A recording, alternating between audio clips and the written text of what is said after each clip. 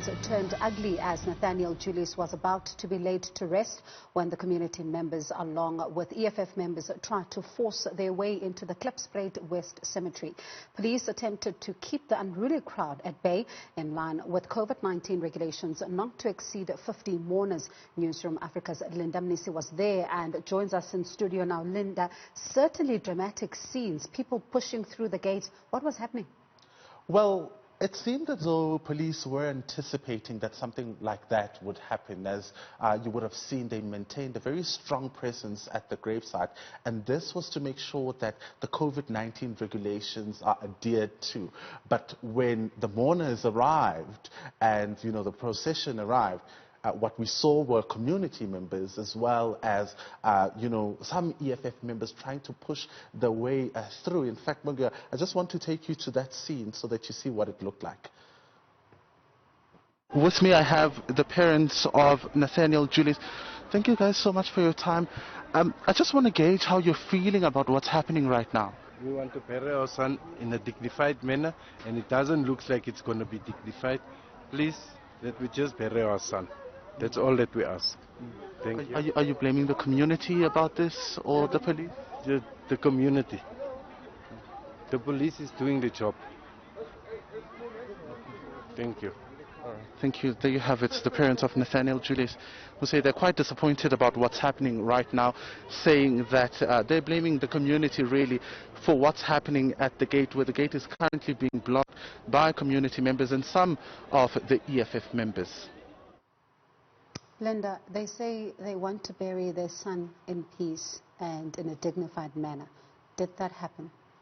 Well, eventually it did happen after, at that particular point, Bongiwe, after those scenes unfolded, what we saw was a woman who's mourning the death of her son, stepping out of a family car and walking into the cemetery because of how chaotic the scenes were. She literally walked, as you saw me speaking to her and the father there, they walked and sat in the tent before the body could even get in, because people were demanding that they want to be part of this burial. But as you heard, the family is saying, well, the community is being unruly and the police are doing their job. So it certainly was a difficult one when we saw, the burial finally happening and community members, outside the fences yelling and really trying to be a part of it, in support of the family. What we saw, people crying and tears.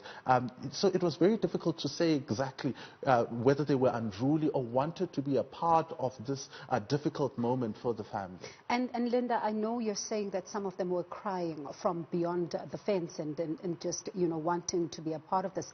Did you manage to talk to some of them, and what were they saying to justify their behavior?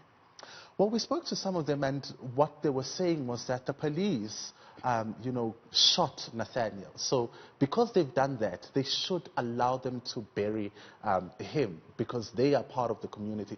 They are in solidarity with the family. You'll remember, the El Dorado Park community came out in their numbers to support this family, and they're saying they wanted to do it till the last, moment when he's finally laid to rest. They say this is in support of the family. And Linda, I see that we do have those visuals now of what really ensued there. And of course, in just a moment, I'm going to ask you to pause so that we get a sense of what happened there. The police are just, that's guys are doing their job. The law will take its course. Please, guys, please, I'm begging you.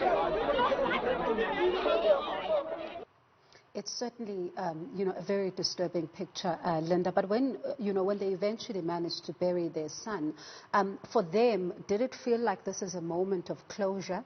Or is the fact that those police officers are only still, have only made one appearance in court, still a long way to go for them to be able to piece together what exactly happened and also be able to find some kind of normalcy going forward?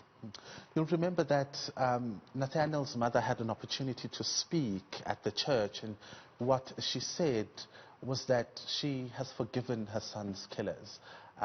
because she is, of course, a religious woman and is a praying woman. So that gives us an indication that the family, although they want to see justice, there is, from a personal point of view, that level of forgiveness and that process. Because, I mean, a lot has happened during the week, and they hadn't really had an opportunity to mourn the death of their son. When we spoke to them earlier in the week, they said, we haven't really had time to process it. And when you look at the scenes that unfolded as they buried Nathaniel, you could see that this is a family that's really going through a tough time, losing a child who couldn't speak for himself. They say that this child is a child that really took long. He was a special child. He took long to walk. So for them, he was very close to their hearts, and seeing him lose his life like that broke them.